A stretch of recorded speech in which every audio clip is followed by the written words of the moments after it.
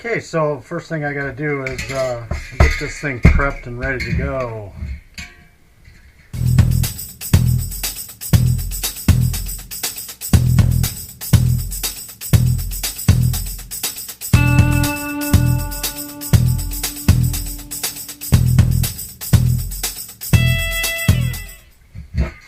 So we're just gonna cut this bad boy off.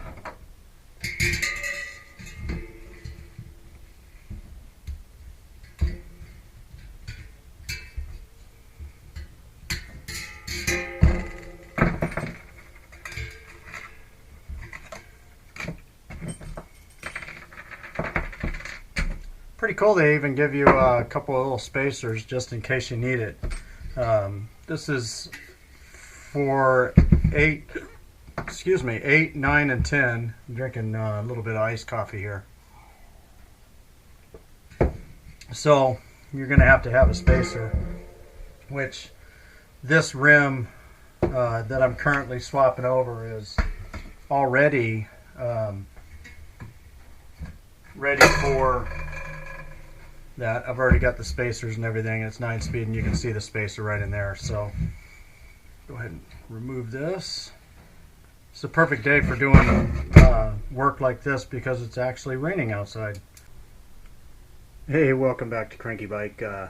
So if you remember, don't mind the mess because I'm currently trying to rebuild a brew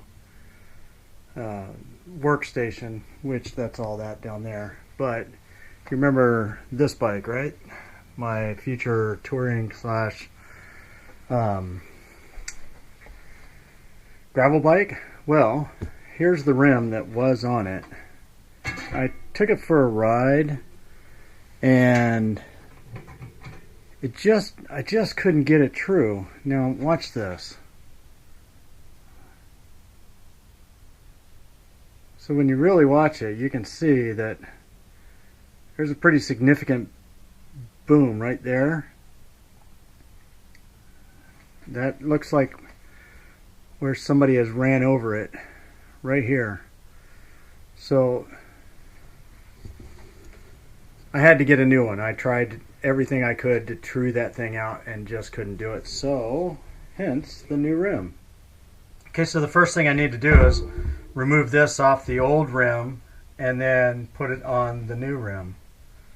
So it looks like everything is so far kosher dill pickle. So that's what we're going to do now. Okay, so we definitely need our cog removal tool. So I've got that here, but obviously I'm going to need something else. And that's where this bad boy comes in. I can hold on to the cogs while I go ahead and remove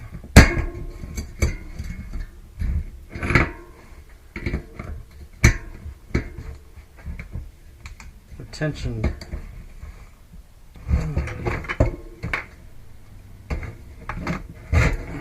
Alright, that was a bit sticky.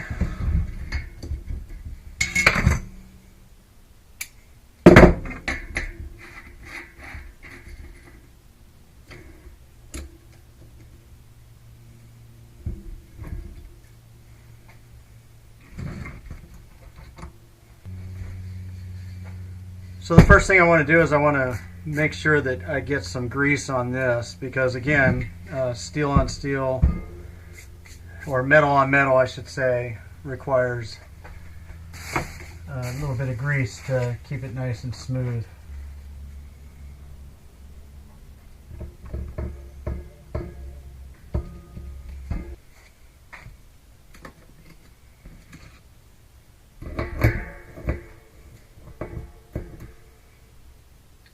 So with this, you're going to look, and there's always one that's a little bit different than the other ones. You can see this one's a little small tooth there. I know you can see that. And then the other ones are all the same size there. So what you need to do is you need to line this up with the small version in here. And that's usually right there. Oh, there it is. Bingo.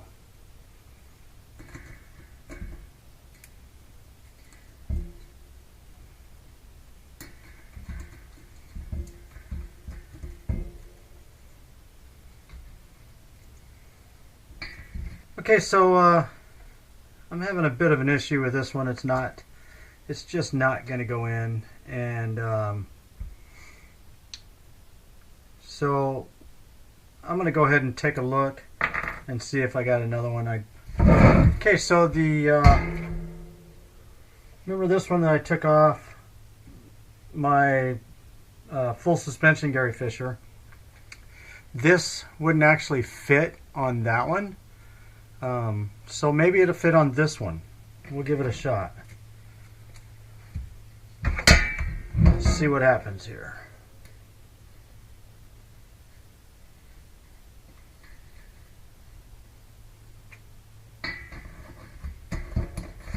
Heck yeah! Works like a champ. Let's see if we can tighten it down, otherwise I might need another spacer.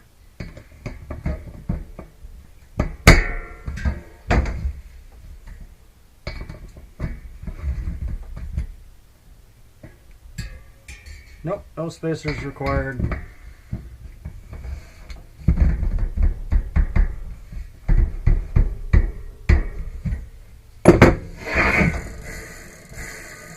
Bingo!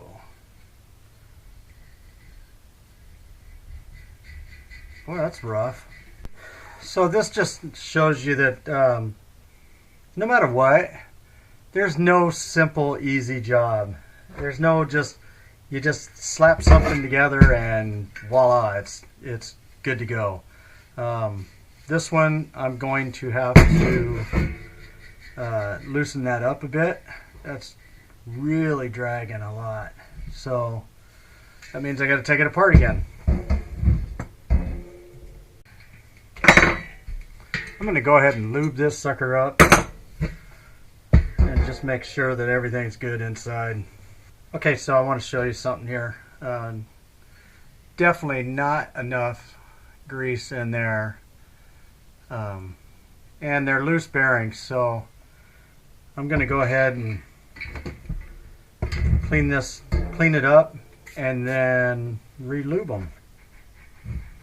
Okay, so it's sounding smoother, and now I'm just making sure that there's no play in it, because you don't want it too tight, because then it just grind.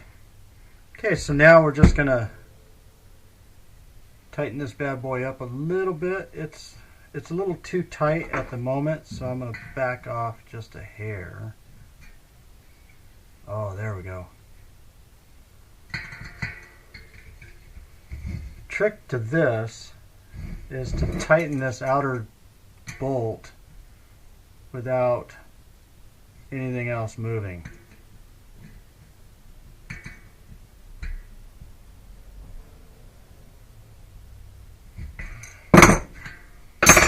Just like that. Bingo.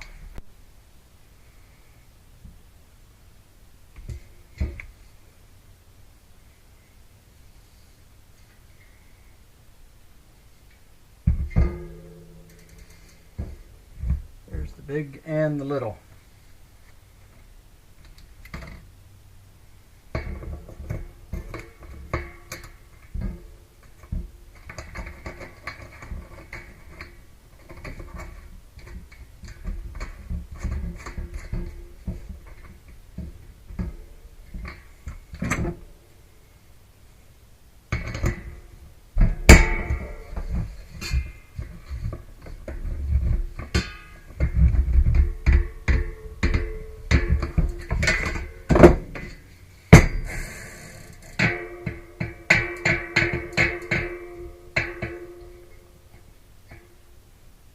You just want to make sure there's no play in this, and it feels pretty tight.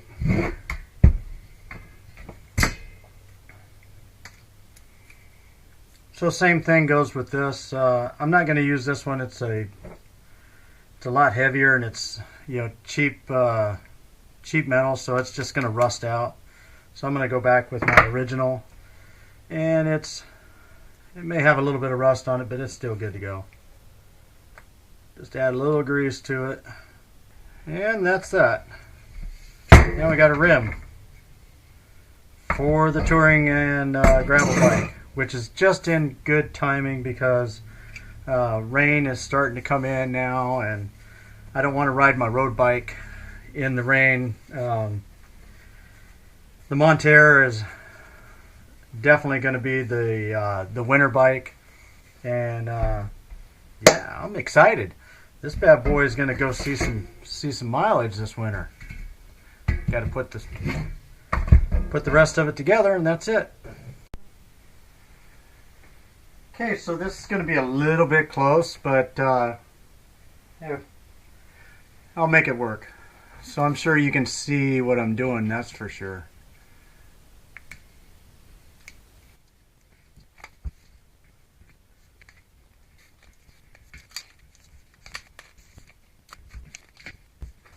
So, because I'm using electrical tape, I'm going to go around it one more time.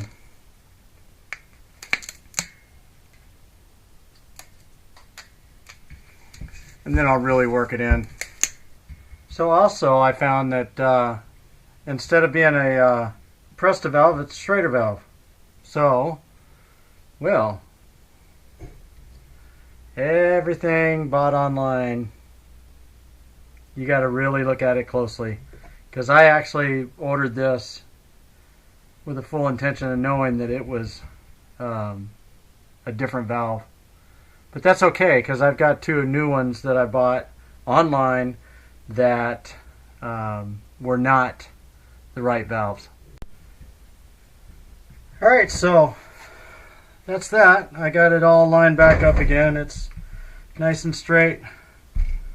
Wheels ready to go back on the bike, and I'm ready to ride the Gary Fisher Monterre. Putting the touring tires back on it, and I think I'm going to do a gravel ride maybe this weekend. Rain or no rain. Still saying, you got to have some fun on the downhill, right? Oh shit!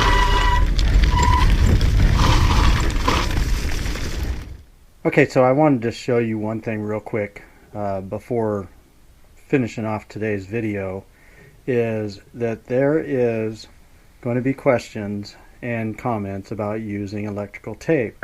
And I just want to show you right now that this is the front rim to the Monterre. This tape has been on here for, I want to say, about 5 or 6 years now. And it's still, I've never had any issues with it. So before you get all freaked out over using just regular electrical tape to line your rims with, just know it works.